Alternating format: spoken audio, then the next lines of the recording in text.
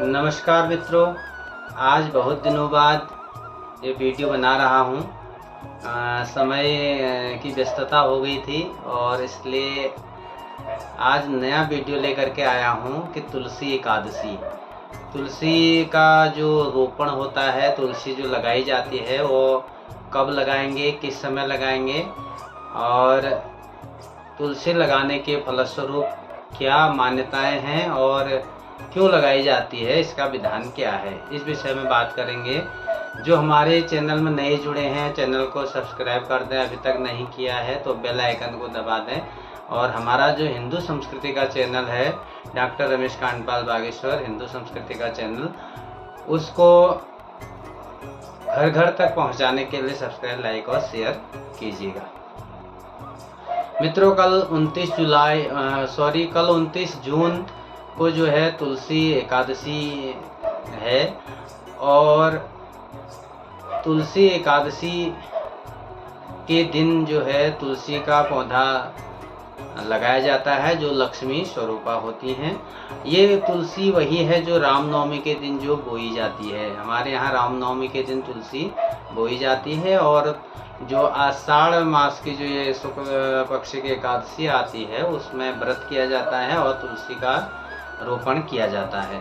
और तुलसी एकादशी के दिन से ही चातुर्मास व्रत प्रारंभ हो जाता है। और चातुर्मास व्रत जब प्रारंभ होते हैं तो उस समय भगवान विष्णु जो हैं 4 महीने के लिए शयन में चले जाते हैं। इसलिए इस तुलसी एकादशी का नाम कहा जाता है हरिशयनी एकादशी, आषाढ़ी एकादशी, हरिशयनी एकादशी। तो यह एकादशी भगवान विष्णु के शयन की एकादशी भी कहलाती है। और यह 4 मास भगवान विष्णु क्या करते हैं, कहाँ रहते हैं, कहाँ शयन करते हैं, इसके बारे में मैं अभी आगे इसमें विस्तार से बतलाऊंगा। सबसे पहले कल बात करते हैं कि तुलसी एकादशी जो है, तुलसी एकादशी में तुलसी किस प्रकार से लगाएंगे। जो आपके तुलसी के छोटे छोटे पौधे होंगे उनको आज व्रत करके और अच्छी सी मिट्टी बना लें, उसमें आप उनका 3, 5, 7 इस प्रकार से पेड़ उसमें लगा सकते हैं या 2 लगा सकते हैं।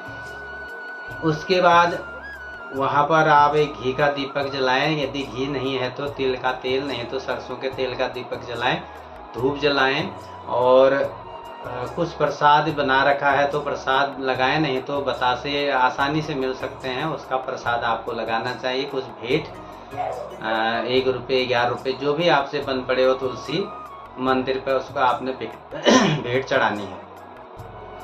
आगे उसके बाद आरती करें और भगवती तुलसी लक्ष्मी स्वरूपा जो माँ तुलसी है इसका व्रत करें और आरती करें। और इसके दिन में व्रत करने के बाद, वैसे मूल रूप में तुलसी एकादशी का जो व्रत होता है उसमें फलाहार ही किया जाता है, तो व्रत करें और अगले दिन उसका पारण भी करना चाहिए।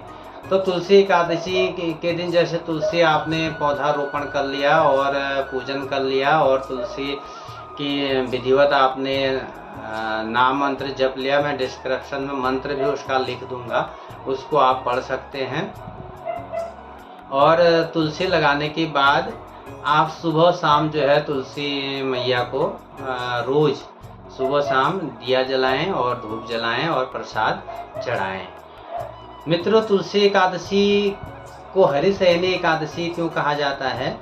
इसमें कथा यह है कि जैसे तुलसी एकादशी आती है आषाढ़ी, यहाँ से चातुर्मास प्रारंभ होता है और चातुर्मास में कोई मांगलिक कार्य नहीं होते हैं। मांगलिक कार्य जैसे व्रत बंध नहीं होगा, गृह प्रवेश नहीं होगा, जनेऊ इत्यादि नहीं होंगे, विवाह इत्यादि नहीं होंगे और कोई सगाई इत्यादि नहीं होते हैं। और बाकी जो चातुर्मास में भगवान विष्णु का पूजन और जो अपने इष्ट का पूजन, जो आपके पूजन चल रहे हैं वो निरंतर चलते रहते हैं। इस बार चातुर्मास 4 महीने का न होकर के 5 महीने का हो रहा है, क्योंकि हमने पहले आपको बताया था जो श्रावण महीना है वह अधिक मास है। अधिक मास होने के कारण श्रावण महीना 2 बार आएगा, तो एक अधिक मास वाला, एक शुद्ध वाला, इसलिए चातुर्मास इस बार जो है 5 महीने का होता है, होने वाला है, यही कारण है। तो चातुर्मास में संत लोग जो है जप तप करने के लिए भगवान के मंदिरों में और इधर उधर न घूम करके एकांतवास में जप तप करते हैं, क्योंकि चातुर्मास में जो है बहुत सारे जो कीड़े मकोड़े इत्यादि बहुत सारे निकलते हैं और संत हृदय है, इसलिए इधर उधर भ्रमण न करके एक स्थान पे एकांतवास करते हैं। अब बात करेंगे कि चातुर्मास में जो भगवान विष्णु हैं वो तो हरिशयनी एकादशी में शयन को चले जाते हैं, लेकिन इस समय भगवान भोलेनाथ जो है प्रकृति का संचालन करते हैं, क्योंकि सारा जो चार्ज बोलेंगे एक प्रकार से जो पालन का चार्ज जो भगवान विष्णु के पास होता है वो शंकर जी के पास 4 महीने के लिए चला जाता है, वही सृष्टि का संचालन करते हैं। और भगवान विष्णु जो है हरिशयनी एकादशी में 4 महीने के लिए शयन के लिए चले जाते हैं। अब ये शयन कहाँ होता है, कहाँ जाते हैं, इस पर एक कथा आती है वामन पुराण में, आप सभी लोगों ने वह सुनी है। जैसे कि जिस प्रकार राजा बलि हुए थे, बलि ने यज्ञ किया और यज्ञ करने के फलस्वरूप उनको जो है स्वर्ग मिलने वाला था, तो इंद्र भगवान को दिक्कत हुई, उन्होंने भगवान विष्णु के पास जाकर के कहा कि बलि जो है स्वर्ग कहीं पर राज न कर ले, इसलिए कुछ उपाय कीजिए। तो भगवान विष्णु ने वामन अवतार ग्रहण किया और राजा बलि के यज्ञ में पहुंच गए। बलि बहुत बड़ा दानी भी थे और तो उन्होंने वामन अवतार में उनसे 3 पग भूमि की याचना करी। कथा बहुत विस्तार से है, इसके संक्षेप में बता रहा हूँ। एक पग में तो पृथ्वी लोक नाप लिया, दूसरे पग में स्वर्ग लोक नाप लिया, तीसरा पग कहाँ रखूं करके पूछा राजा बलि से। तब बलि कहते हैं कि तो तीसरा पग जो है मेरे सिर पर रख लीजिए। तो भगवान विष्णु वैसे ही करते हैं और जो स्वर्ग की चाह रख रहे थे राजा बलि, उनको स्वर्ग नहीं मिला, इसलिए कहते हैं मन के सोच होत नहीं, प्रभु चाहे तत्काल, बलि चाहे बैकुंठ को भेज दियो पाताल। तब भगवान विष्णु ने कहा राजा बलि तुम जो है पाताल लोक में अपना राज करो। तब भगवान वामन के अनुसार, उनके आदेश के अनुसार जो है बलि पाताल लोक में राज करने लगे। जब भगवान विष्णु जो वामन अवतार में थे, उन्होंने पूछा राजा बलि से कि मैं तुम्हारी जो भक्ति है उससे बड़ा प्रसन्न हूँ, कुछ वरदान मांगो। तब राजा बलि ने जो है भगवान विष्णु से कहा कि आप जो है मेरे द्वारपाल बन के रह जाइए। इसलिए भगवान विष्णु ने वरदान दे दिया और बलि के द्वारपाल बन गए। इधर महालक्ष्मी माता को पता चला तो उन्होंने रूप बदल करके राजा बलि को जो है रक्षाबंधन बांधा और रक्षाबंधन बांध करके अपने जो प्रभु थे विष्णु भगवान को, उनको कहा कि हमको दे दो। तो वो भगवान विष्णु को पुनः अपने बैकुंठ में लेकर के आई। तो यही वह जो आषाढ़ शुक्ल पक्ष एकादशी से लेकर के कार्तिक शुक्ल पक्ष एकादशी तक भगवान विष्णु ने राजा बलि से कहा कि 4 महीने जो है मैं तुम्हारे यहाँ निवास करूंगा, इसलिए भगवान पाताल लोक में बलि के यहाँ चले जाते हैं। ऐसी वामन पुराण में ऐसी कथा आती है।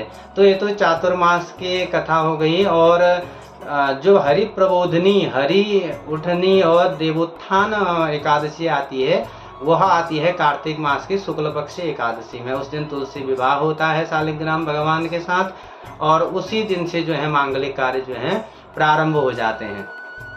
तो इस प्रकार 29 जून को जो है तुलसी एकादशी का पर्व है और हमारा यह पर्व बहुत विशाल रूप से हमारे सनातनियों के लिए होता है।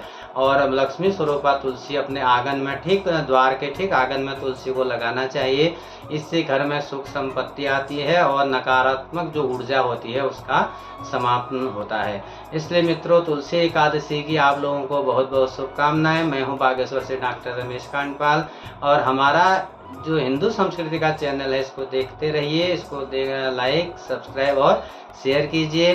धन्यवाद, नमस्कार।